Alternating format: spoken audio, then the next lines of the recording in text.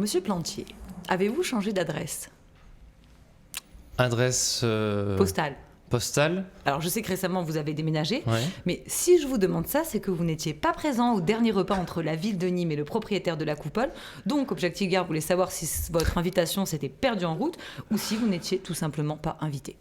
Écoutez, je crois qu'on va aborder des sujets concrets et qui méritent qu'ils soient abordés aujourd'hui. C'est concret, la Coupole, la Socri. Alors, la Socri, c'est le propriétaire de la Coupole qui a des projets de travaux. C'est quand même concret. Pourquoi vous n'étiez pas présent ? Écoutez, monsieur le maire de Nîmes était présent à ce déjeuner. C'est lui qui est en charge de l'ensemble des dossiers sur la ville. Je ne vois pas en quoi ma participation a apporté un plus par rapport à cela. Vous êtes premier adjoint en charge de l'urbanisme. Oui, je ne suis pas en charge du commerce et du centre-ville. Donc, mais vous auriez aimé y participer ou pas du tout ? Écoutez, non, aujourd'hui, moi, ce qui est important, c'est que cette entreprise puisse venir sur le territoire et que ça soit une vraie locomotive et un poumon pour ce centre-ville. Et on va en parler. Exactement. Alors, parlons-en de la Socri qui promet de faire venir les Galeries Lafayette ou même Primark à la Coupole. On aimerait savoir qu'est-ce que vous pensez de ce choix d'enseigne et puis surtout, est-ce que vous êtes d'accord avec ces 10 millions d'euros de travaux qui prévoient notamment un escalator mécanique dans les halles ? Écoutez, aujourd'hui, il y a un commerce de centre-ville qui est malheureusement moribond à l'échelle nationale. On a la chance d'avoir un investisseur tel que la Socri, qui est un vrai professionnel du commerce de centre-ville, qui s'intéresse à la ville de Nîmes. C'est d'ailleurs une des rares acquisitions de ce type de centres commerciaux sur une période de la Covid-19 qui n'était quand même pas la plus importante et la plus intéressante et la plus attractive pour le commerce de centre-ville. Donc c'est une très bonne chose. Aujourd'hui, on a besoin d'avoir un nouveau poumon économique, une vraie locomotive en cœur de ville. Et avec la Socri, je suis persuadé qu'on y arrivera. Aujourd'hui, il y a un certain nombre d'annonces qui peuvent peut-être être mises en œuvre, notamment par rapport à l'arrivée de nouvelles enseignes. Mais vous en pensez quoi ? Si vous deviez choisir... C'est une très bonne chose. Mais c'est les Galeries Lafayette ou c'est Primark ? C'est pas à nous à choisir. Il est clair que quand les même, galeries... vous avez votre mot à dire, c'est pas la même clientèle, les Galeries Lafayette et Primark. On est d'accord, ça mais fait 10 ans qu'ils veulent venir à la Galerie Lafayette à Nîmes. Aujourd'hui, il est clair qu'il y a une volonté de la municipale de redonner une nouvelle image à ce centre commercial de cœur de ville. Aujourd'hui, il est clair que les Galeries Lafayette, de fait de leur image, de fait que ça soit un multimarque, permettrait d'obtenir une vraie plus-value par rapport à la clientèle, notamment au cœur de ville. D'accord. Et juste le projet de la Socri. Et oui, bien sûr, sur l'escalator au milieu des étaliers des halles. Parce que le maire, il craignait ou il craint un peu de dénaturer les halles en faisant venir cet escalator mécanique. Vous, quelle est votre position dessus ? L'escalator mécanique, il existe déjà. Mais pas dans les halles. Pardon ? Il n'est pas dans les halles. Non, d'accord, il n'est pas dans les halles. Mais aujourd'hui, il y a un travail qui est entrepris avec les services de la ville. Aux halles, on y allait ensemble. Avec les services de la ville et avec la Socri pour envisager, on va dire, un embellissement des zones alentours, parce qu'il est clair que notamment sur la rue Guizot, sur la rue des Halles, il y a un certain nombre d'aménagements qui peuvent être réalisés. On a lancé avec un bureau d'études des réflexions par rapport à cela, parce qu'à partir du moment où on touche au domaine public, il y a un permis d'aménager qui doit être mis en place par rapport à cela. D'accord, mais vous, monsieur Plantier, vous en pensez quoi ? Est-ce que cet escalator mécanique qui avait déclenché l'ire de certains élus, ça vous choque ? Ou est-ce que vous dites, ben non, finalement, c'est la modernité ? Aujourd'hui, il ne faut pas que le projet de la Socri porte atteinte à la vitalité de notre marché alimentaire au niveau des halles de Nîmes. Voilà, donc aujourd'hui, il y a un certain nombre de scénarios qui sont proposés. Aucune décision n'a été prise. Aujourd'hui, on est sur un phasage des travaux qui interviendra à moyen terme. La concertation, monsieur Plantier. Réunissez les étaliers, parlez-en avec eux. Je sais que la concertation, mais ils les voient régulièrement. Les étaliers n'ont jamais été mis de côté par rapport à cela. Je crois que l'ensemble des étaliers sont ravis qu'on puisse retrouver une vraie vitalité économique au niveau du centre commercial, parce qu'on sait très bien que le commerce attire le commerce et qu'à partir du moment où on aura des enseignes de qualité au-dessus, ça servira bien évidemment. Et puis Christophe Piot, qui est l'élu au Hall, était votre suppléant départemental, si je ne me trompe pas. Un mot peut-être, Abdel, sur le projet de conservatoire. Moi, je ne vais pas répondre au projet de conservatoire, mais notre invité, M. Plantier, va y répondre. Je vous en prie. Où est-ce qu'on en est ? Parce que c'est vrai qu'on entend beaucoup parler du Palais des Congrès, mais ce conservatoire alors ? Écoutez, par rapport au conservatoire, on est aujourd'hui dans l'attente du déplacement de la faculté des sciences avec UNIM du site des Carmes vers le futur site Hoche, qui est en cours de travaux, avec un certain phasage qui est fait derrière l'université actuelle, avec aussi la fin de la réhabilitation de l'aile gauche de cette faculté Hoche, et à ce moment-là, il y a un certain nombre de travaux qui pourraient être effectués au niveau des Carmes. Donc on va dire qu'on n'est pas sur la même temporalité, dans la mesure où on est dépendant du transfert de l'université des Carmes vers Hoche. Le Palais des Congrès ? Oui, du coup vous avez reçu la présidente Françoise Laurent-Périgot. Est-ce qu'elle vous a promis de vous donner de l'argent ? Si oui, vous lui demandez combien ? Écoutez, aujourd'hui, Jean-Paul Fournier a fait de ce projet un des projets phares de l'équipe municipale. Je crois que c'est une très bonne chose, dans la mesure où on est extrêmement défaillant sur ce tourisme d'affaires. Et là-dessus, je crois que ça permettra de venir, on va dire, finaliser et conclure cette zone-là avec les arènes, avec le musée de la Romanité, avec les 2 nouveaux hôtels qui vont prendre place au niveau de l'hôtel consulaire. Oui. Il a rencontré Carole Delga qui lui a assuré un certain financement. Elle-même l'a assuré sur notre plateau. Tout à fait. Donc l'agglomération, elle aussi, s'engage à pouvoir financer ce projet. Ah oui, d'ailleurs, 10 millions d'euros. Finalement, Franck Proust, il a tenu sa promesse. Personne n'en doutait. Même pas vous. Ben non. Les yeux dans les yeux. Aujourd'hui, département, c'est le dernier qui ne s'est pas encore positionné. Jean-Paul Fournier a reçu la présidente du département pour évoquer cette question. Ouais. Et nous étions lundi dernier avec le préfet de région pour pouvoir évoquer cette question-là, dans la mesure où c'est un projet important. On est aux alentours de 55 à 60 millions d'euros de financement. Et là-dessus, bien évidemment, l'ensemble des partenaires publics doivent aussi participer. Bon, alors, vous ne nous donnez pas de chiffres, vous espérez certainement en avoir le maximum, mais du coup, ça nous donne l'occasion de parler du conseil départemental, parce que vous êtes élu au département, vous êtes donc dans l'opposition, on ne vous entend pas. Alors, est-ce que vous aimez la politique de la gauche ? Et je crois que c'était les socialo-communistes. Tout à fait. Françoise Laurent-Périgot est une socialo-communiste. Vous savez que je fais partie d'un groupe, les Républicains, qui ne fait pas partie de la majorité, avec le bon sens gardois. Donc là-dessus, bien évidemment, il y a un certain nombre de questions qui sont posées. Nous avons rencontré la présidente du département pour l'alerter sur un certain nombre de situations.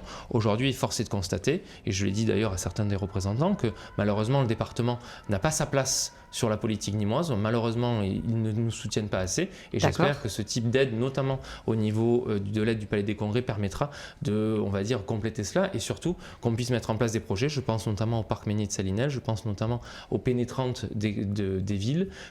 Mais aujourd'hui, vous dites que le département, ne nous soutient pas assez. Ne soutient pas assez la ville de Nîmes. Donc c'est pour cette raison que nous entamons une vraie discussion, une vraie communication avec la présidente du département. Après, vous savez, aujourd'hui, il y a une présidente du groupe qui est Valérie Meunier, qui s'exprime au nom du groupe sur un certain nombre de points. Je n'ai pas eu l'occasion encore de prendre la parole parce qu'il n'y a pas eu encore de sujet bloquant ou de sujet clivant au niveau de la politique départementale depuis le début de ce mandat, mais rassurez-vous, je serai bien évidemment présent. Est-ce que c'est difficile voilà. d'être dans l'opposition avec une majorité aussi confortable des partenaires de gauche, c'est-à-dire qu'aujourd'hui au département finalement ils se moquent un peu de l'opposition parce que finalement ils sont suffisamment nombreux pour voter tout ce qu'ils ont. Non, il y a aujourd'hui une prise en considération de l'ensemble des élus départementaux, je ne veux pas dire le contraire. Après, malheureusement aujourd'hui, je trouve qu'il y a un certain manque d'ambition par rapport à l'ambition du département. On l'a vu par rapport au vote du dernier budget, par rapport au projet phare. Lorsque je vois qu'un des projets phares du département est la création du conseil départemental des jeunes, je trouve selon moi que c'est pas forcément un projet. Il y a la rénovation du centre sportif de Méjeanne. Non, j'entends, mais c'est un parmi. Voilà, mais ça faisait partie comme des projets phares du département, avec la rénovation du projet Méjeanne Le Club. Je trouve que pas forcément assez ambitieux par rapport à ce territoire-là. Voilà, après, vous auriez fait quoi, vous ? Nous, on a porté un projet ambitieux avec ma collègue Sophie Roule par rapport à cela, notamment sur la sécurisation de ces pénétrantes. Et aujourd'hui, force est de constater que là-dessus, le département est assez absent. Donc, on a une réunion au début du mois de février. Je crois que c'est la semaine prochaine. Je rencontre mon collègue Martin Delors pour essayer de trouver des solutions. Vous savez, aujourd'hui, il faut faire preuve d'une certaine construction. On n'est pas dans une opposition qui s'oppose. On est une opposition constructive. S'il y a des sujets communs à l'échelle de la ville de Nîmes, bien évidemment, on sera d'accord. Et là-dessus, j'ai de très bons rapports avec la présidente du département.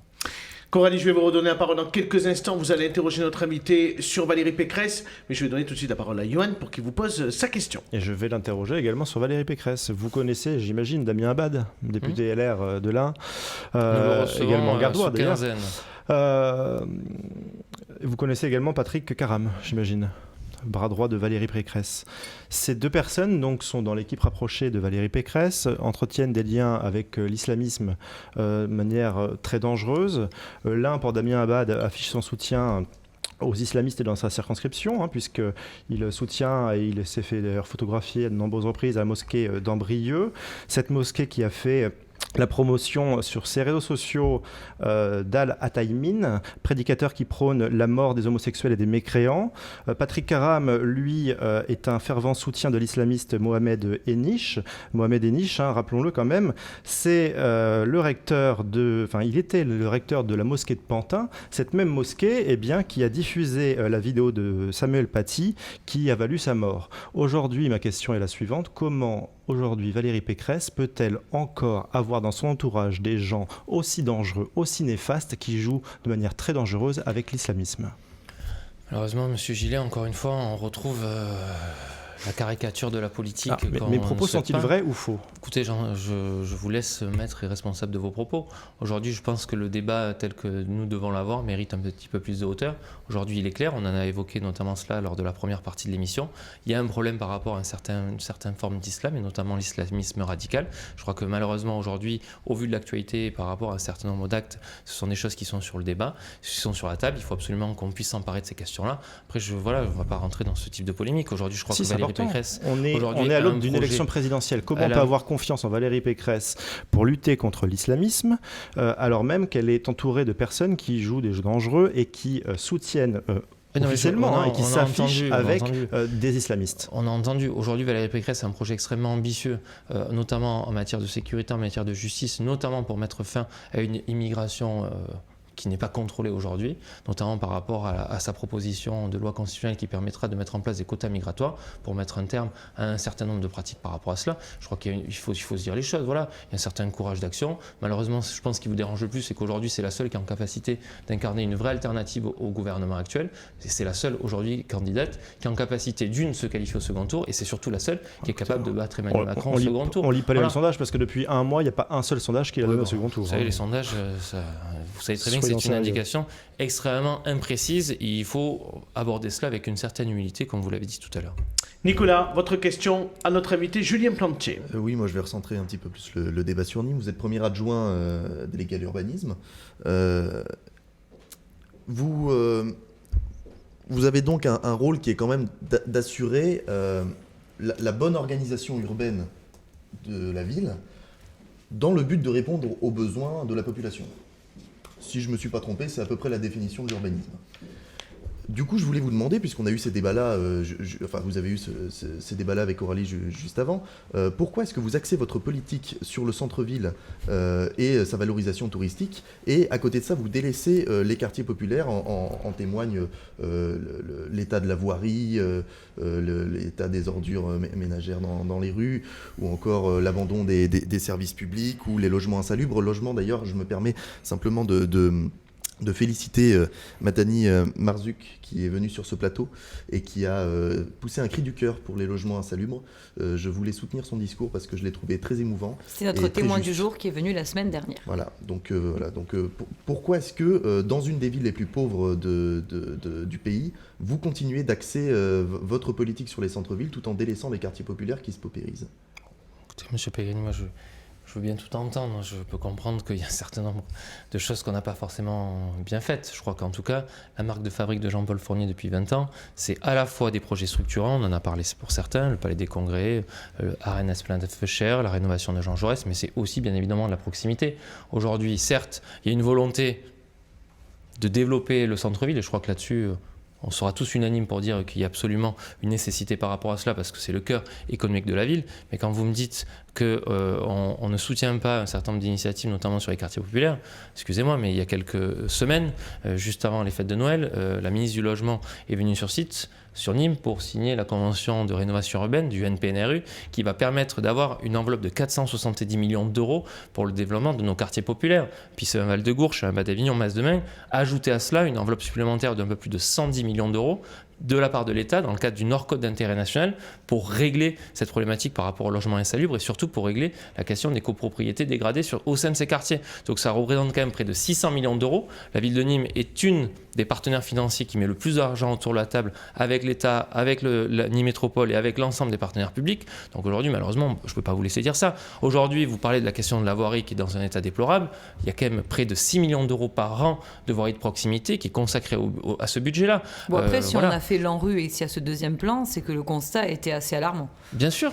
C'est une ville sur laquelle il y a une certaine paupérisation, une certaine précarisation. Malheureusement, ce n'est pas le cas de la seule ville de Nîmes, mais pour autant, on ne peut pas dire qu'on laisse de côté un certain nombre de populations. Aujourd'hui, il y a une vraie volonté de la part de l'équipe municipale amenée par Jean-Paul Fournier, à la fois de mettre en place un projet ambitieux, un projet structurant. Malheureusement, encore une fois, là aussi, ce qui vous gêne, je pense, c'est qu'on marche sur nos deux jambes, à la fois sur des projets de grande envergure, qui permettra de donner un rayonnement, une vraie attractivité, une dynamique à cette ville, et en même temps, c'est le en même temps ni moi, Nicolas. Ben oui, en même temps, sur la proximité et le soutien au sein des quartiers. Je crois que M. Gillet là-dessus, on n'est peut-être pas d'accord sur beaucoup de points, mais M. Gillet qui siège et moi au conseil municipal ne peut pas dire quand même qu'on mette de côté les quartiers populaires. D'ailleurs, souvent, il nous le reproche. Allez, rapidement, Coralie, 2-3 questions. Alors, non pas le soutien de Julien Plantier et Emmanuel Macron, comme vous le laissez sous-entendre, c'est bien de Valérie Pécresse dont il s'agit. Je voulais lui poser 2 questions, très rapidement, on arrive au bout. C'est ça, vous avez soutenu Valérie Pécresse depuis le début. Est-ce que le fait d'avoir cru en elle avant tout le monde, ça vous donne plus d'envergure à Paris? Est-ce que vous avez été peut-être mieux identifié par vos instances nationales? Écoutez, moi, ce qui m'importe aujourd'hui, c'est pas de savoir si tel ou tel est identifié. Aujourd'hui, Oui, mais c'est ma question. On est à près de 70 jours d'un scrutin le plus important pour notre territoire, pour notre pays. Aujourd'hui, j'avais fait le choix depuis la fin de l'été de soutenir Valérie Pécresse dans cette campagne présidentielle. On était d'ailleurs ensemble sur votre plateau il y a quelques semaines. Aujourd'hui, ce qui est important, c'est de souligner qu'elle a su rassembler notre famille politique. C'était pas gagné il y a encore quelques mois, c'était encore moins gagné il y a encore quelques semaines lorsqu'on a vu les différents candidats. Et dès les premiers instants de sa victoire à cette primaire, elle a su rassembler l'ensemble de notre famille politique avec Éric Ciotti, avec Michel Barnier, avec Philippe Juvin, avec Xavier Bertrand. Au-delà des talents de Valérie Pécresse, c'est les vôtres dont j'aimerais parler. Surtout, ce qui est important, c'est qu'elle a su rassembler la droite et le centre. Lorsque j'entends certains qui cherchent la fusion de la droite, bien évidemment, c'est une gabegie, ce n'est pas possible. Oui. Aujourd'hui, la seule qui est en capacité de le faire, c'est Valérie Pécresse. Ce n'était pas ma question. Alors, je repose ma question peut-être différemment. On aimerait savoir si le fait d'avoir cru en Valérie Pécresse depuis le début, est-ce que ça vous a donné une autre envergure qui, plus tard, parce que je sais que vous avez compris ma question, pourrait vous offrir une opportunité d'avoir l'investiture du parti, parce qu'on sait que dans une ville comme Nîmes, l'investiture est nationale, notamment pour les municipales. Mais j'ai l'impression que vous n'allez pas répondre à ma question. Non, si, je vais y répondre. Alors bien évidemment, je pense que... Non, mais elle est très bien formulée. Je te félicite. C'est rare de vous, Coralie, que vous ayez une certaine gentillesse à mon égard. Donc j'apprécie doublement. Les journalistes sont là pour enquiquiner les élus. Sinon, on n'est plus en démocratie. Sachez juste une chose. Aujourd'hui, oui, il y a une certaine satisfaction qu'elle ait pu me confier cette mission d'orateur régional, ce qui va me permettre de pouvoir parcourir cette belle région d'Occitanie pour aller faire campagne et surtout mobiliser à la fois les adhérents mais aussi les électeurs. Après, vous savez, voilà, la politique... Ça peut servir, non, mais ça peut servir, ça peut être un tremplin. Et faite de certaines choses incertaines ou inédites. Voilà, c'est aussi pour ça qu'on aime cette politique-là. Une toute petite question. C'est pas la question. Non, mais une réaction, c'est un cheminement. Et c'est vrai qu'il y a eu un coup de poker. Personne pensait que c'était Valérie Pécresse. Vous avez fait le bon choix. Mais je l'ai fait surtout par conviction, parce que je crois qu'aujourd'hui, c'est la seule en capacité d'incarner. Regardez autour de la table, Marine Le Pen s'est présentée 3 fois à une élection présidentielle, Jean-Luc Mélenchon s'est présenté 3 fois. C'est pas parce qu'on vous a dit que vous avez eu de la chance ou que vous avez fait un bon choix que forcément ça veut dire que c'était pas par conviction. Mais c'est vrai qu'à Paris aujourd'hui, peut-être que le nom de Julien Plantier est mieux connu parce qu'on sait qu'aujourd'hui le premier secrétaire départemental des Républicains c'est Franck Proust. Et vous prenez un peu d'envergure, c'était juste une petite remarque. C'est un travail d'équipe, vous voyez, Coralie. Une toute dernière question sur les législatives. Je suis très gentil ce soir. Ah oui, j'ai du rab. Coralie, rapidement. Votre vision, il y a 6 circonscriptions dans le Gard, certains candidats sont déjà en campagne. Quelle circonscription vous pensez que la droite peut gagner? Je vais vous dire toutes. Oui, bon, alors, avec un peu plus de réalisme. Non, parce que c'est la vérité. Aujourd'hui, ce scrutin, j'étais d'ailleurs avec Frédéric Touzelier jeudi dernier à Aigues-Mortes. Aujourd'hui, la réussite des législatives passera par une réussite au niveau de la présidentielle. Si notre candidate ne gagne pas cette élection, il est clair que ça sera extrêmement incertain pour nos 6 candidats aux élections législatives. En revanche, si mais pas que Emmanuel Macron en 2017 a gagné la présidentielle sur la 2e circonscription, c'est Gilbert Collard qui était à l'époque on voit bien quand même qu'il y a une certaine vague qui vient s'animer à partir du moment où il y a une victoire au niveau présidentiel. De ce fait, les législatives suivent derrière. Aujourd'hui, ce qui est important, c'est de faire campagne, aller expliquer à nos concitoyens qu'il y a un choix qui est extrêmement capital pour notre pays, entre le sursaut et le chaos, entre une volonté d'agir et malheureusement un certain immobilisme, et c'est là-dessus que c'est important. Vous savez, par rapport à d'autres candidats, il n'y a pas de politique politicienne, il n'y a pas de méthode politicienne. Aujourd'hui, ce qui est important, c'est de présenter un projet, présenter des propositions et surtout une certaine crédibilité. François Courdil, excusez-moi, c'est ma vraiment dernière question. Fait une bonne campagne sur la 6e circo. Écoutez, on était ensemble vendredi dernier au marché de Jean Jaurès pour faire campagne pour Valérie Pécresse. Des belles photos en tout cas. Merci, monsieur. Il serait bien à Paris, monsieur Courdil. Ça serait bien d'avoir un député de ce type-là. Ce serait bien, Paris. Ouais, mais parce qu'à chaque fois, c'est pareil, vous êtes toujours sur des calculs. Aujourd'hui, voilà, chaque chose en son temps. Je suis allé à bonne école avec vous en termes de calcul. C'est dans 70 jours, cette élection présidentielle. Merci beaucoup, monsieur Plantier, d'avoir répondu à toutes les questions de Coralie Mollaret.